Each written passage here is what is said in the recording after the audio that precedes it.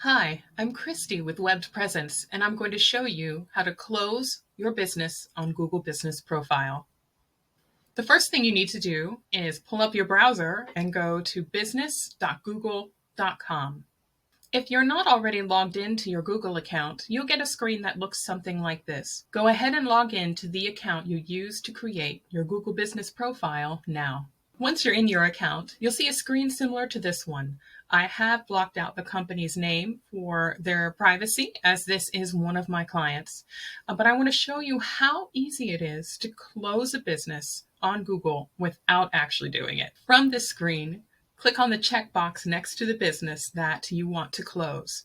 Then come on over to the Actions dropdown, and you'll see that you have several different actions. You can say the business is open, which this business is already open. You can temporarily close it. For instance, if the building that the business is located in is undergoing a renovation, you can permanently close it, but keep the listing on Google, or you can remove the business entirely. Now, there's a myriad of different reasons why people would want to pick permanently closed versus remove your business. But most people will simply want to choose permanently closed. So I am not going to click that button because this business is definitely still going strong. But I wanted to show you how easy it is to simply come in to business.google.com, click next to the business, go to Actions, and then click Permanently Closed. After you do that, Google may ask you a couple additional questions to make sure this is really an action you want to take. So once you follow through with that,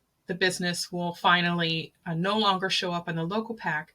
And if you are receiving phone calls for services and goods you no longer provide, hopefully you'll stop receiving those too.